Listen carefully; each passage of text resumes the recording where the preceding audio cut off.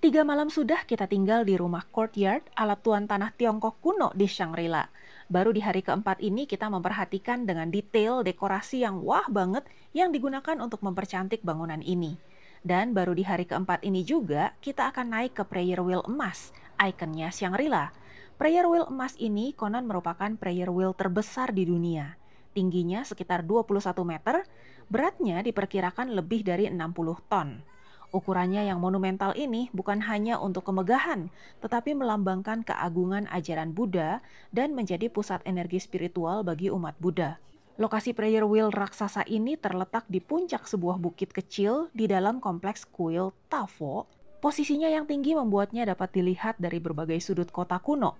Lokasi ini dipilih secara sengaja karena dianggap sebagai titik nadi atau jantung dari Shangri-La, yang dalam filosofinya merupakan tempat di mana dunia spiritual dan dunia fisik bertemu. Seluruh permukaan luar prayer wheel ini dilapisi oleh emas murni. Karena ukurannya yang sangat besar, dibutuhkan tenaga beberapa orang secara bersamaan untuk mendorongnya. Setiap putaran prayer wheel dianggap setara dengan melafalkan mantra Om Mani Padme Hum sebanyak ribuan bahkan jutaan kali, tergantung berapa banyak mantra yang tergulung di dalamnya. Next, yang juga jadi kegiatan ikonik di Shangri-La adalah berfoto dengan Yak. Tante petualang mungil badannya, jadi mau digendong sama Yak nih. Kalau cerita sejarah nggak laku, skip. Hari ini hari ke-8 Explore Yunnan bersama 2 om dan 2 tante petualang. Kita mau lihat pemandangan spektakuler pegunungan salju abadi di sebelah utara Shangri-La, tepatnya di Meili Snow Mountain. Perjalanan lumayan effort sih karena hampir 200 km dan nggak ada tol. Jadi Alvin dan Lucy gantian nyetirnya. Kita berangkat jam 11 siang dan tiba sekitar jam 5-an sore. Sejak awal perjalanan di Shangri-La, penduduk memang didominasi oleh suku Tibet. Semakin ke barat laut, ke arah Meili Snow Mountain, yang makin dekat lagi dengan perbatasan ke Tibet, dekorasi sepanjang perjalanan semua ala Tibetan. Mau ke WC, kita cari aman. Biar WC-nya bersih, kita numpang WC museum tentara. View-nya cakep ya. Ini air sungai banyak mineralnya, jadi warnanya hijau muda gitu. Ini om tante petualang olahraga dikit nih naik tangga ke WC museum. Daripada duduk terus kan di mobil, sekalian foto-foto deh mereka. Rumah-rumah dan perkampungan yang kita lewati pun khas sekali bangunannya ala-ala Tibetan.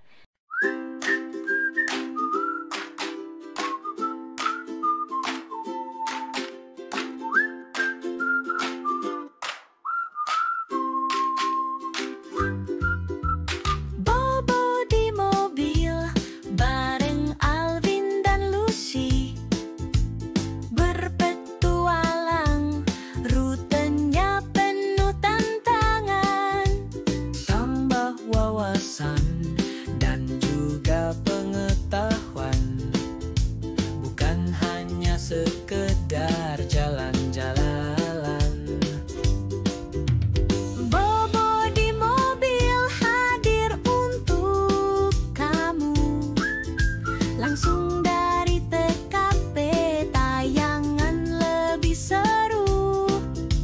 Salju dan gurun, pasir diterjang, lewati banyak rintangan, nontonnya bikin candu.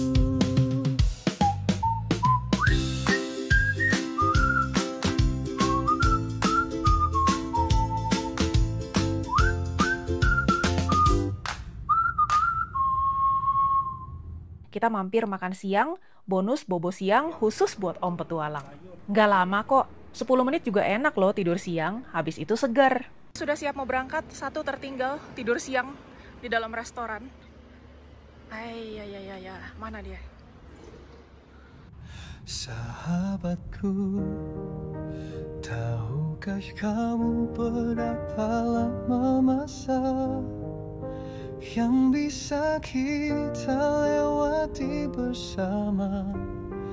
Aku tak ingin tahu, karena kalian selamanya adalah sahabatku. 和朋友在一起，悲伤变成了欢笑，痛苦慢慢被治愈。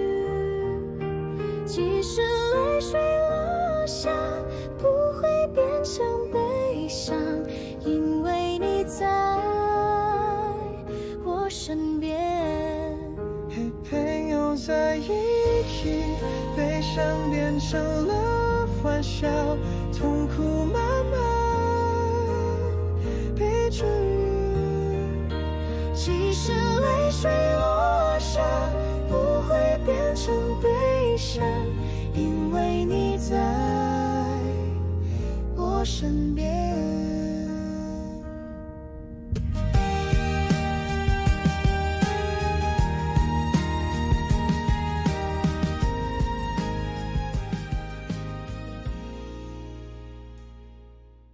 Akhirnya, setelah 6 jam di jalan, termasuk istirahat makan siang, kita tiba juga di Meili Snow Mountain. Kita pastikan dulu kamar Om dan Tante Petualang bersih dan nyaman. Kamar mandinya juga oke. Dan yang terpenting, view ke Meili Snow Mountain bisa langsung dinikmati dari depan kamar, bahkan dari dalam kamar, tanpa harus jalan dingin-dinginan pagi buta ke viewing platform. Secara rame juga setiap pagi yang mau menikmati view pegunungan salju yang diterpa sinar jingga matahari terbit.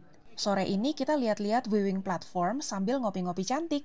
Di sini elevasi 3.400-an meter di atas permukaan laut, lebih tinggi daripada Shangri-La. Jadi sebaiknya siapkan tabung oksigen. Meili Snow Mountain itu oleh penganut Buddha Tibet dipercaya sebagai gunung suci, tempat tinggal Dewa Kawagebo. Jadi ini adalah gunung suci yang tidak boleh didaki. Menginjak-nginjak puncaknya dianggap sebagai penodaan. Tapi dasarnya manusia suka penasaran.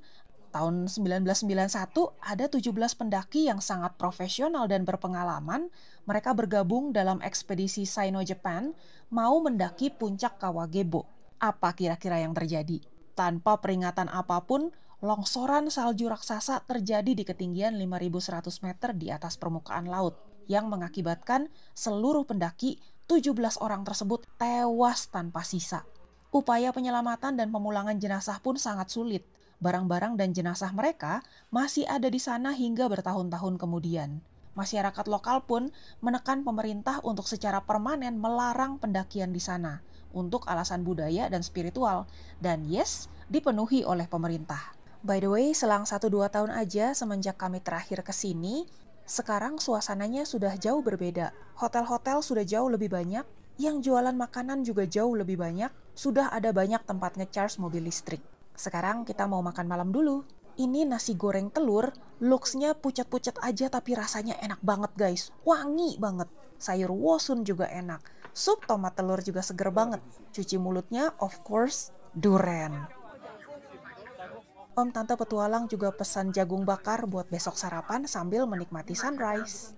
Pemandangan paling ikonik dan dikejar dari Meili Snow Mountain adalah saat sinar matahari pagi menyinari puncak-puncaknya, mengubah warna salju menjadi warna emas yang memukau. Fenomena ini dikenal sebagai Sunrise of Golden Mountain atau cahaya emas di puncak gunung. Gimana menurut teman-teman? Worthy nggak perjalanan 6 jam demi melihat ini? Kalau Om dan Tante-Tante Petualang sih jawabannya yes, worth it. Selesai menikmati pagi yang indah dan menakjubkan ini, kami turun kembali ke Shangri-La dan lanjut perjalanan ke Lijiang. Perjalanan panjang, sebagian besar Lucy yang nyetir, jadi nggak terlalu banyak footage. Kita nanti jumpa lagi di Lijiang aja ya. See you!